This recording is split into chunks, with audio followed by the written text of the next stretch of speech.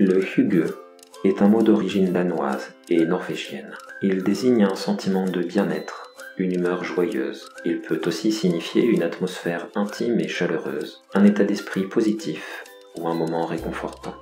Dans cette courte vidéo, nous allons voir comment vous pouvez mettre en place dans votre vie un peu plus de hygge. Le mot hygge provient du Danemark. Au Moyen-Âge, il signifiait alors penser. Progressivement, il évoluera ensuite vers un nouveau sens, mûrement réfléchi, et ce n'est qu'au XIXe siècle qu'il prendra son sens actuel. Le hygge, d'après Mike Viking, le directeur de l'Institut des recherches sur le bonheur de Copenhague, c'est le sentiment qu'on est en sécurité, à l'abri du monde, et qu'on peut baisser la garde.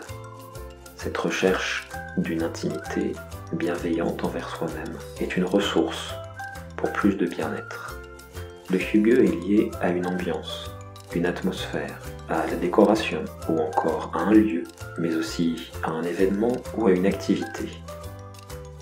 Ce terme peut aussi désigner le fait de prendre le temps de savourer et d'apprécier les petits moments, de s'ouvrir aux autres pour partager avec eux ce que nous ressentons, ce à quoi nous aspirons, ou de simples moments de convivialité.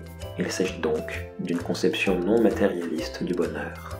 Dans nos sociétés occidentales, le bonheur est souvent associé au fait de posséder, d'avoir des choses. Or, la possession d'objets ne procure qu'un plaisir transitoire, contrairement au fait de savourer toutes ces petites choses que l'on possède déjà. Je suis en vie. Lorsque je suis avec une autre personne, je peux profiter de sa présence. Tout le monde peut croiser quelqu'un dans la rue. Tout le monde peut prendre le temps de respirer. Et cela ne coûte rien. Se sourire dans le miroir, sourire à un autre, il n'y a pas besoin d'argent pour cela. Mais le hygge n'est pas seulement un état d'esprit. Il s'agit d'une pratique, d'une façon, d'un art de vivre.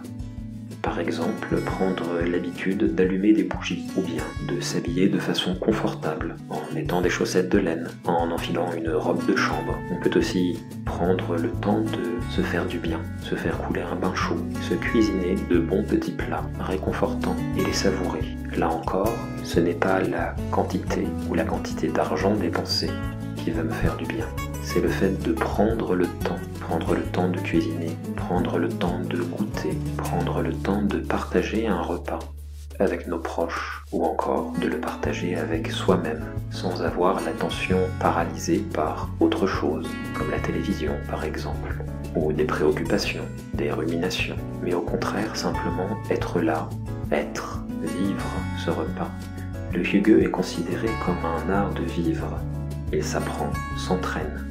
Il est donc une ressource, une compétence qui permet de faire face aux longs hivers tels qu'ils existent dans le Nord. Dans nos sociétés, beaucoup de personnes souffrent à l'approche de l'hiver de dépression saisonnière. Alors pourquoi ne pas utiliser tous ces outils, toutes ces façons de faire pour se faire du bien? D'ailleurs, il n'y a pas qu'en hiver qu'on peut avoir la vague à l'âme.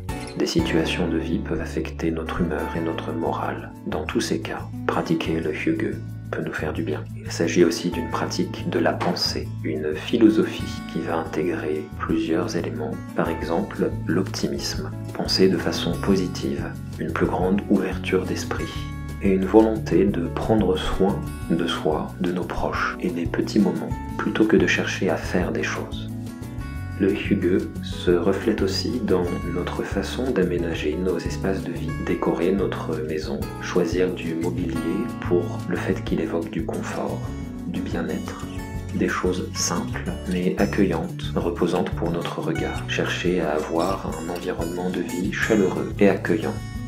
L'objet n'est pas d'investir de l'argent, mais plutôt d'aller rechercher des rapports sobres et réconfortants avec nous-mêmes, avec l'environnement dans lequel nous vivons, avec nos proches. Par exemple, le fait de se débarrasser du superflu, de simplifier notre vie, d'être moins envahi par tous ces objets que nous n'utilisons jamais. Cela aussi sera plus chaleureux, plus accueillant. Installer des lumières douces, des choses qui ne heurtent ni notre regard, ni notre toucher.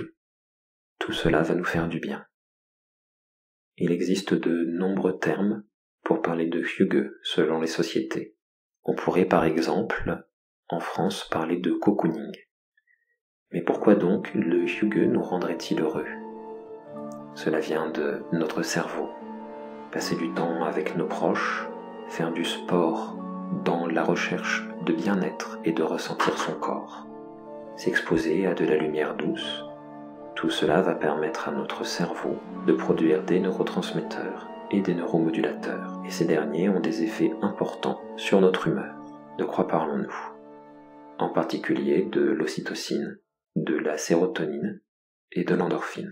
L'ocytocine est sécrétée par des noyaux de l'hypothalamus.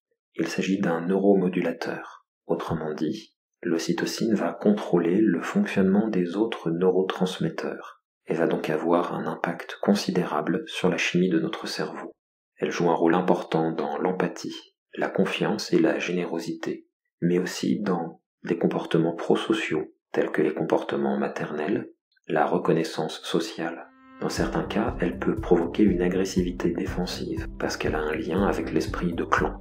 Pour produire de l'ocytocine, vous pouvez vous faire masser ou vous masser vous-même, danser, prier, aimer de façon authentique une autre personne, faire des câlins ou passer du temps avec des êtres chers.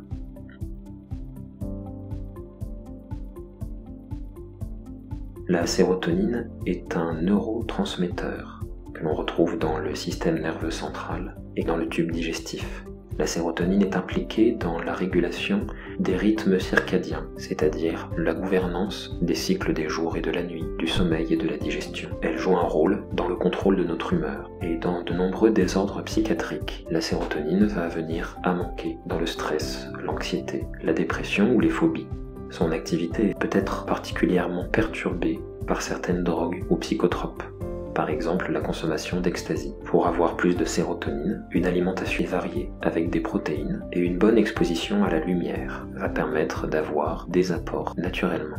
Enfin, l'endorphine est un neurotransmetteur sécrété par le complexe hypothalamo-hypophysaire. On la trouve dans le cerveau et dans la moelle épinière, et elle circule dans notre corps jusqu'au système digestif. Elle joue un rôle dans la perception de la douleur qu'elle soulage, accroît le plaisir ressenti, procure une sensation d'euphorie, et a un effet relaxant. Elle agit comme la morphine, mais elle est produite naturellement, de façon endogène. Pour augmenter votre niveau d'endorphine, vous pouvez prendre le temps de rire, manger du chocolat noir, c'est-à-dire sans sucre, être amoureux, vous étirer, faire des activités que vous aimez bien, faire du sport pendant une trentaine de minutes, en recherchant votre plaisir et le contact avec votre corps plutôt que la performance. Utilisez ces ressources, ces pratiques. Prenez le temps de vivre.